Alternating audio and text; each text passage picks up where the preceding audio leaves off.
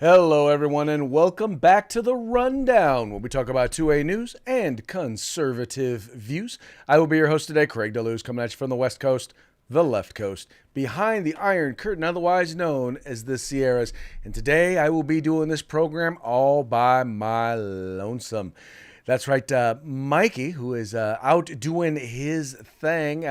Well, let's just put it this way: he is up on a rappelling tower somewhere doing his military thing. So I'm gonna let him do his thing, and we're gonna hang out and we're gonna do our thing. And you know what that thing is today, right? That's right, it's that special day, Taco Tuesday. It's raining tacos from out of the sky. Tacos, no need to ask why. Just open your mouth and close your eyes. It's raining tacos. It's raining tacos out in the street. Tacos, all you can eat. Lettuce and shells, cheese and meat. It's raining tacos. Yum, yum, yum, yum, yummity yum. It's like a dream. I don't know what it is about that song. It just cheers me up every Tuesday. It really makes my day. And I usually have pretty good Tuesdays. So that's a pretty big deal. That's a pretty big deal. I myself, for Taco Tuesday, we decided to have some chicken flour tacos with a green salsa that was just phenomenal. My daughter happened to make them. Very, very much enjoyed them. That's what I had for lunch today. So, we like celebrating Taco Tuesday because, you know what? I can't think of many foods that are more American than tacos because they represent, the whole melting pot and diverse American culture. Because I realize that half the things we eat that we call tacos really are not like, of Mexico. But nonetheless, they are delicious and sometimes nutritious.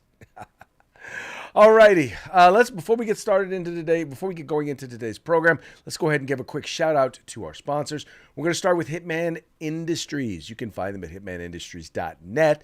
If you've purchased an AR lately in the last few years, chances are you already have one of their barrels.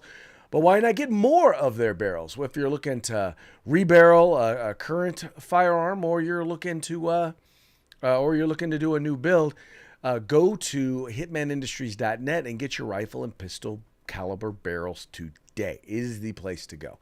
Also, California Republican Assembly working to elect conservatives from school board all the way up to President of the United States.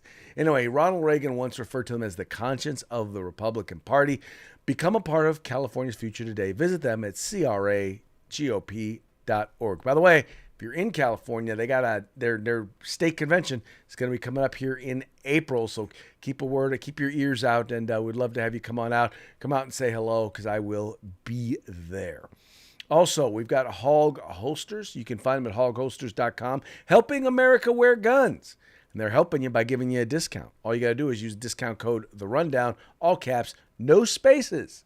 All caps, no spaces. Get your Hog Holster today. Finally, veteran-owned and operated. If you are looking for tactical gear, outdoor gear, if you're here in the Sacramento or Northern California region, it is wet and cold out, and I am sure that you can find what you need to stay warm and dry at uscombatgear.com. Integrity, great prices, fast shipping. Yes, uscombatgear.com. Check them out today. Matter of fact, no, not right now. Don't do it right now. After the show. Wait till the program's over, then go check them out. All right. So let's start with the first story of the day. I am sure that many of you, all of us, have been following what's been going on with Silicon Valley Bank. If you haven't, well, it's a big story, folks. Let me just tell you. So Silicon Valley Bank is a bank that was located or based in the Silicon Valley. It's based in the Bay Area, San Francisco Bay Area. And, well, let's put it this way. They have been shut down. And there's a lot of speculation as to what's been going on, as to what happened, how did they get shut down, what's the point behind it. What I wanted to do today was I wanted to take just a few minutes to kind of talk a little bit about what happened and what people are reporting that happened. So some of it just has to do with helping you get a little bit of understanding of who Silicon Valley Bank is. When Silicon Valley Bank started, it was in the early 80s. It was like 1983. And they were a bank of as technology companies started to come out. This was in the early 90s, the whole .com boom. There was a need for capitalization or people to loan money to a lot of these companies in the Silicon Valley that were startups. And Silicon Valley Bank was one of the banks that was founded with that very purpose. Now, one of the requirements that they had there was this: they loaned out money, and it was a part of their portfolio. It wasn't all of their portfolio, but it was part of their portfolio. And so what they would do is they would require you, if you borrowed money from them, you had to deposit money with them. So they would deposit money, and then they would then loan that money out, or that money would be invested, right? Now, part of that money would be in terms of loans to some of those very same companies that were there in Silicon Valley. But a lot of what they invested in was treasury bonds, right? I mean, when I studied finance, I learned that treasury bonds was always it's a safe, tax-free investment. It's a great way to protect your money, right? It's a pretty good investment if you can afford to hold on to the assets. Now, banks, well, believe it or not, when you put your money in a bank, most of that money doesn't stay in the bank. Most of that money winds up getting either it's used to purchase assets, which are going to then turn around and make money. They're using your money to leverage investments. Some of those investments are, like I said, loans in some of these tech companies. Can sometimes be a little bit riskier, but they're secured. But anyway, there's that. But then some of it is just, okay, we need to try and make sure we keep up with inflation. We got to earn something on some of this money, get some sort of return. And so they'll invest it in treasury bonds, which, municipal bonds, those are bonds that get relatively low returns. Well, bonds, the rate of return, how you determine the value of a bond is largely based on what the interest rate is, right? What were the interest rates when you purchased the bonds?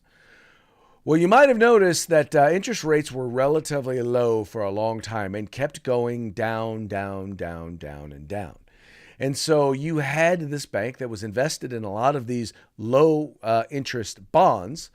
And so that's, but again, they're thinking they're doing this because it's a safe place to put your money. Except if you wind up having to sell that asset and interest rates have gone up. As we know, as has been reported, because of record-setting inflation caused in no small part by President Joe Biden's policies and Democrat policies and big, huge spending that has taken place, some of which Republicans have supported as well. But all the money that has been infused in the economy pushed up interest rates or pushed up inflation, which caused the Fed to raise interest rates in order to try to slow the economy down. Well, once you raise the interest rates, that means that now bonds that are selling now, say, for example, at 6%, well, they're worth more than bonds that maybe were sold 3-4 years ago that maybe, are earning only 2 to 3%, right? So now that's fine because the people who bought the bonds, or at least you're still getting the same rate of return. The rate of return on your bonds don't go down. But what happens if you wind up having to sell those bonds, right? In other words, only a percentage of the money, like I don't know exactly what the percentage is, but let's say it's 5-10% of the money that you put into the bank actually stays there in the bank. Well, what happens if double that? People want to get their money back. What if there's a quote unquote run on the bank? And that's exactly what happened with Silicon Valley Bank. A lot of people heard some concerns about what was going on with the interest rates and they decided, I need to go get my money out. That's what they did. And so it got to a point where they needed to sell off assets Silicon Valley Bank needed to sell off assets in order to get the money to pay out the people who own the people who had accounts. Well, that meant when you can't earn any money off of these things, that means you wind up having to sell them at a discount. And they sold them at a huge discount. And so they basically did not have enough money. They couldn't generate enough money from the sale of those bonds of those assets in order to be able to pay investors back. And guess what? It became a vicious cycle because people kept wanting, more people wanted their money back because they're afraid they're going to get left holding with an account that doesn't have any money. And so that's basically what happened. Now, the reason why it's important is, number one, a lot of people talk about, oh, well, they had a bunch of money invested in Bitcoin. I'm not saying that Bitcoin had nothing to do with it. I'm not saying that they didn't have a part of their money invested there, but to a certain degree, there's a little bit of that. There's also the money that was invested in tech companies because, there was so much money that was out there, so much money flowing in. And we know that the big boom, a lot of that money went into tech companies. Well, now all of a sudden, those tech companies were burning through cash. And so they needed to get some of their money out. So that also was part of it. But in the end, what it comes down to was the company, the investors, the people who should have been paying attention should have been a while ago trying to sell bonds and get rid of some of those bonds, even though it wouldn't have been as discounted even though it still would have probably been discounted a year and a half, 2 years ago. It wouldn't have been as greatly discounted as it is now. As it is right now. In other words, you wouldn't have had the concerns because what they should have been doing was investing in some higher yield bonds, right? That's what they should have been doing. Still safe, still municipal bonds, but at least ones that are going to be getting them a higher rate of return. So that way, if they did need to turn around and sell them, they could actually sell those assets. They should have been seeking investors earlier. Anyway, there's a bunch of stuff that they could have been doing that they just flat out weren't doing. But now, the reason why I point this out is because they're not the only bank that is in this situation. This is the second largest failure of a bank in history, right? Second largest since the Great Depression. But the third largest event happened as well, and that was Signature Bank. On Friday, they went insolvent. So there are a number of banks that could be in this potential situation, a number of regional banks that could be have the same sort of situation. Now, this is a short-term issue, right? It's short-term in that, eventually, if they don't have to sell the bonds, in other words, if you don't want your money back right now, then it's not a problem. If everybody doesn't want their money back right now, then you're okay. Because like I said, eventually the rate of return that they anticipate on those bonds are going to get. It's only if everybody or a huge chunk of people want their money right now. And that's why you've got President Biden out there talking about how solvent the banks are and how great the banks are. And there's no problem. There's no issues. There's no concerns.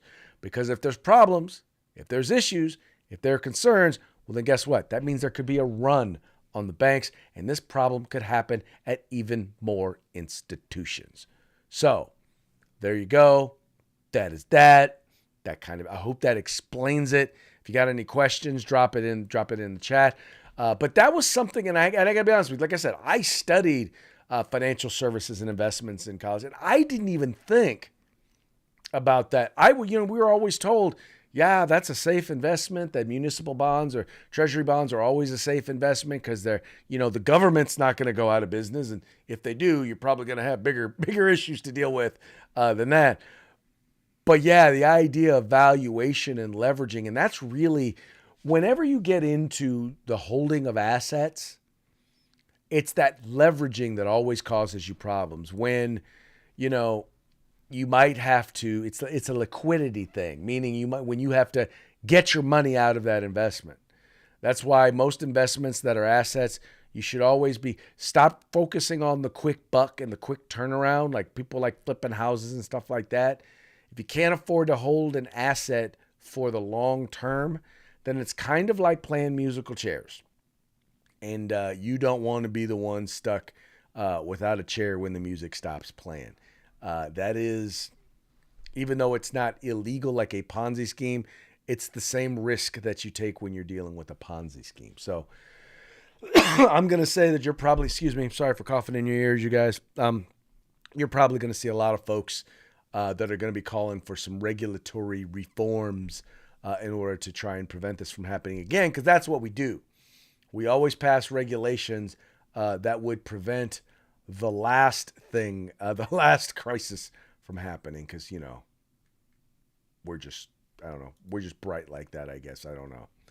Anyway, let's move on to our next story. I talked to you yesterday about the woketivists there at Stanford University, where they basically they decided they were going to. The Federalist Society invited a speaker to come, and the speaker was going to talk about a number of different really key cases that are going before the Supreme Court that came through the Fifth Circuit. They were going to be talking about social media and Google and Twitter. They were going to be talking about COVID. And I think it was one other topic. But anyway, needless to say, he was heckled. And then they decided to have the dean who was there, was the dean of diversity, equity, and inclusion, decided to get up and lecture the speaker as to why he was so bad and not what he was saying, because she didn't even bother to give him an opportunity to say anything. He didn't even say anything, just that his rulings, some of the rulings and the positions that he had taken were offensive. Now, mind you, she made no legal argument at a law school, Federalist Society event, law school students talking law. None of that. There was no legal argument at all. She just proceeded to chide him as to how what he was saying was so offensive to the people who were there. Anyway, the dean of the law school apologized sent a letter apologizing to the speaker. By the way, the speaker's name, it was Judge Kyle Duncan. He is an appellate judge in the Fifth U.S. Circuit Court of Appeals. In any case, Jenny Martinez, who was the dean who sent the letter of apology, she was besieged by students. And here, I'll read it here. It says, hundreds of Stanford student activists on Monday lined the hallways to protest the law school's dean, Jenny Martinez, for apologizing to Fifth Circuit appellate judge Kyle Duncan, whom the activists shouted down last week. The embattled dean arrived to the classroom where she teaches constitutional law to find a whiteboard covered inch to inch in flyers attacking Duncan and defending those who disrupted him, according to photos of the room and multiple eyewitness accounts. The flyers parroted the argument made by student activists that the heckler's veto is a form of free speech. It says here, we students in your constitutional law class are sorry for exercising our First Amendment rights.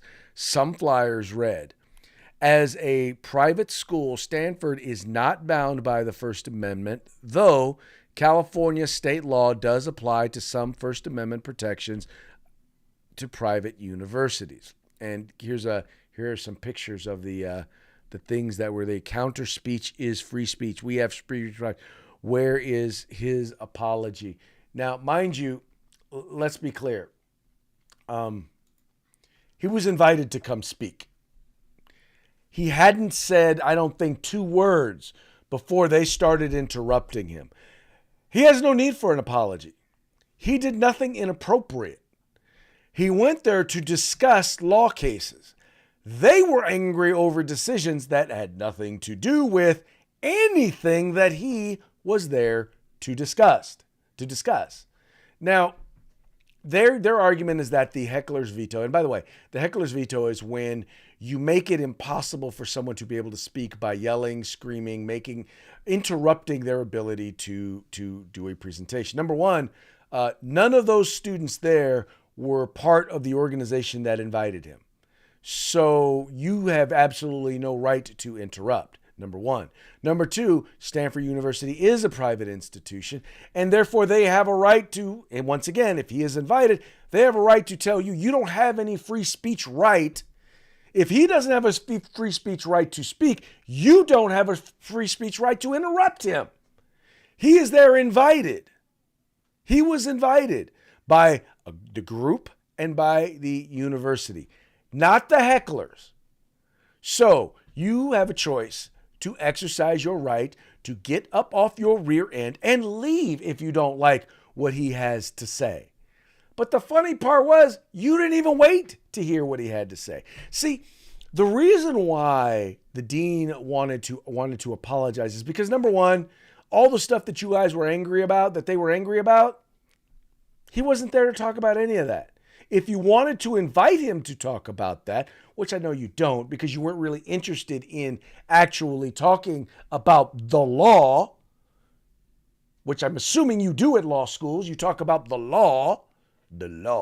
That's what you're there to talk about. No, instead, you want to shout him down. You want to call him racist. You want to call him out of his name. You want to threaten him because you really don't have anything substantive to argue. And we know this because that's what you little Maoist socialists do.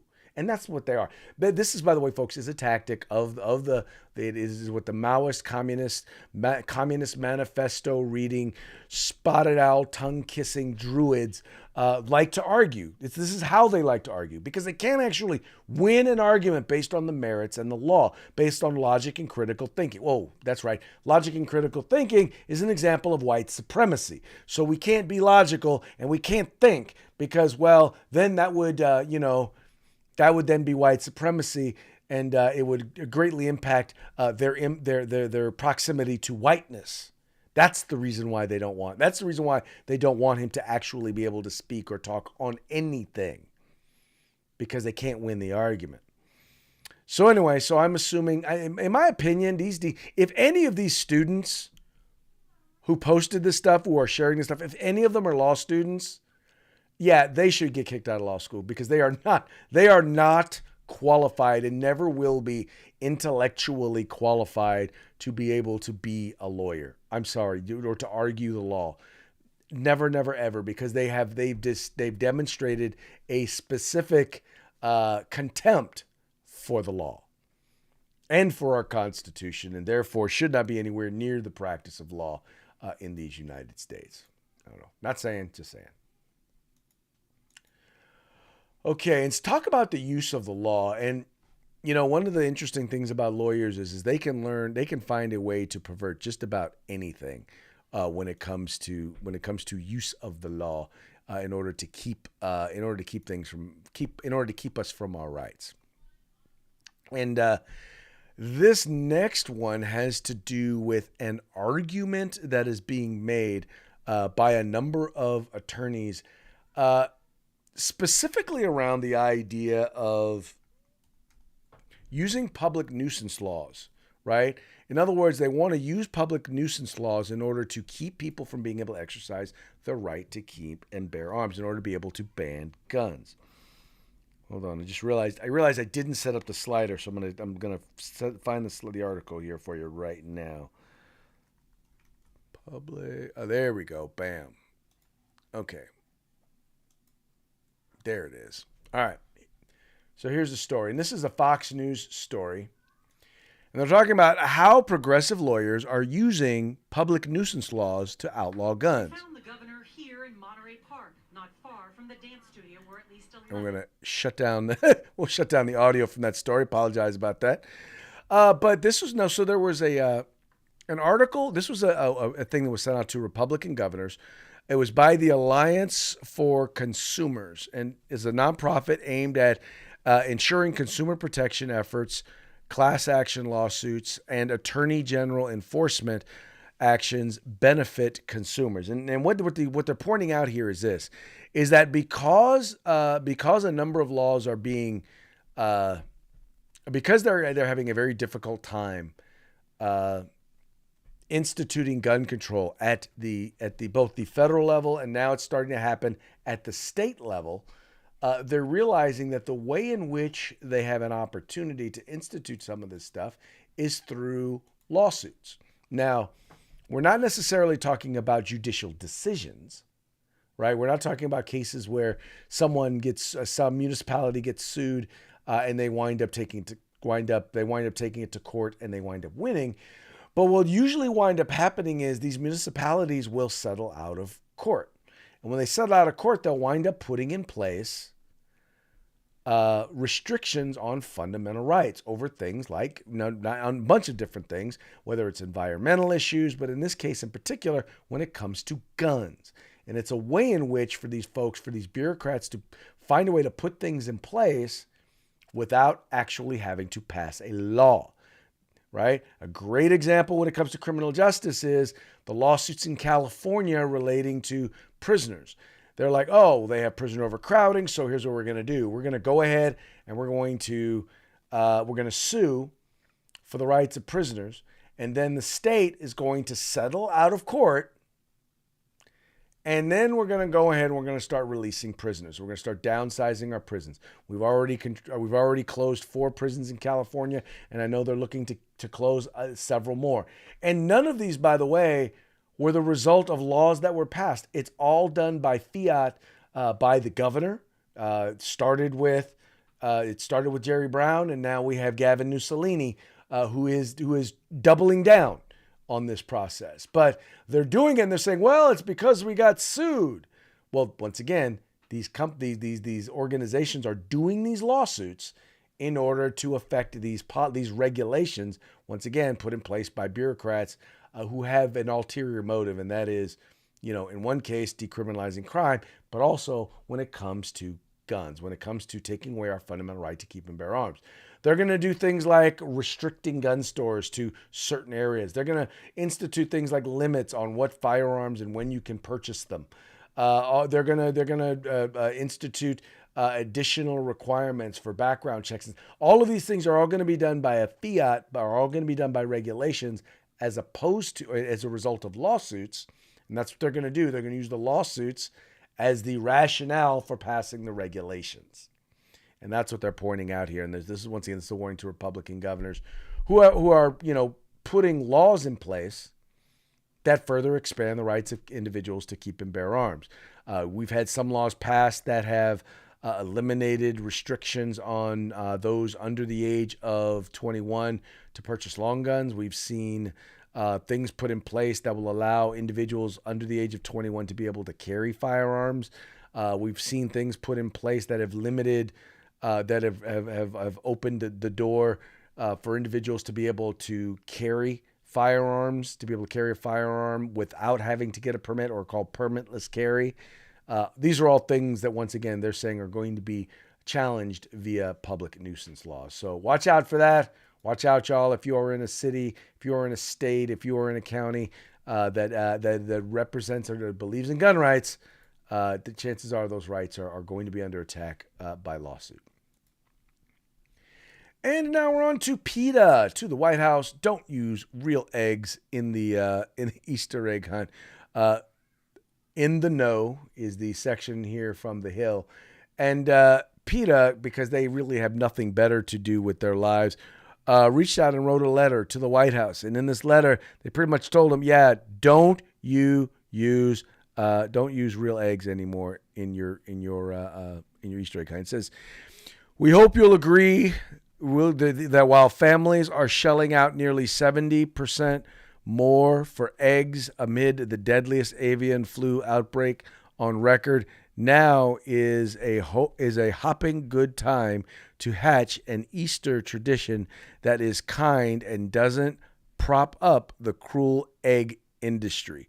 Because we all know, with all of the things that are going on in this world, the cruel egg industry are the ones that we need to be worried about, right? Right? The cruel egg industry? No? Bueller? Is there really a cruel egg industry out there? I didn't really think there was, but I guess there is. Anyway, I know you guys probably thought that was a parting shot because it was kind of hilarious, but PETA, what are you going to do? The height of stupidity. There you go. The height of stupidity. Anyway, we're going to move on to today's parting shots. That brought to you by Hog Holsters, helping America wear guns. You can find them at hogholsters.com. Get your discount today by using the Rundown. Discount code the Rundown, all caps, no spaces, absolutely no spaces, and get your discount. Hog Holster today. All right, this first one, I actually created this meme myself. After all of the hubbub about the Oscars, even though not really a lot of hubbub because a lot of people didn't watch it. I didn't bother to watch it, but I did take some time to see who won. And I noticed that there was one winner that was not listed and quite frankly should have been listed. And that was Best Political Fiction. And the winner is the January 6th committee. That's who should have won that one. No? No, you guys don't think so? Okay. The worst political fiction, because it was so easily debunked by a few simple videos. But that then also then leads me to our next parting shot.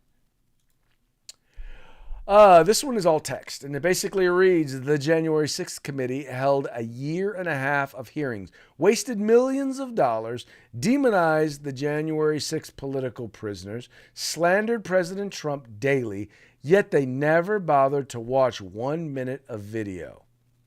It feels good to watch their house of cards fall. Thanks, Tucker. So I guess the only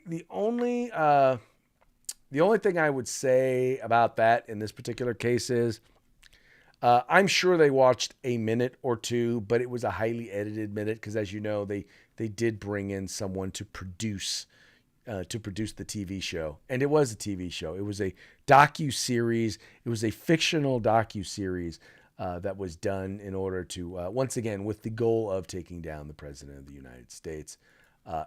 Anyway, and keeping him from being able to run for president in the future. Anyway, in this last one here, I wanted to go ahead and share. So this is the new news analysis. Greta Thunberg deletes 2018 tweet after saying the world will end in 2023. After the world does not end.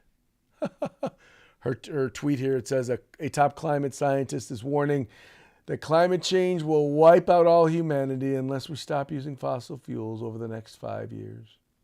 That was her 2018 post. Oh, you got to love this stuff. What gets me is that these folks do not even understand how outrageous they sound. I mean, I wish we could go back and I wish people could go back. I wish someone would go back and do a story on an inconvenient truth and just expose the lies up to now, the things that we were told were going to happen if we didn't get away from carbon fuels or if we didn't get away from carbon emissions, if we didn't reduce carbon emissions, the things that were going to happen that haven't happened. But anyway, I digress. All right, folks, it's about that time. We're going to be heading out here soon. But before we do, we're going to go ahead and give a shout out to our sponsors. Start with Hitman Industries. Find them at hitmanindustries.net. Get your rifle and pistol length barrels today.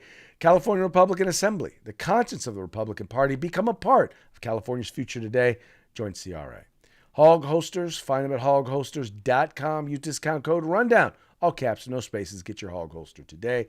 And finally, veteran owned and operated. Get your outdoor gear, tactical gear from uscombatgear.com. And with that, we're going to call it a day. Tuesday is going to be done. We will be back tomorrow on Hump Day, hanging out with you, having a good time, attempting to begin our weekend. On that note, thank you so very much for tuning in. We appreciate you liking and sharing the program and encouraging your friends to do the same. We will be back tomorrow. See you then.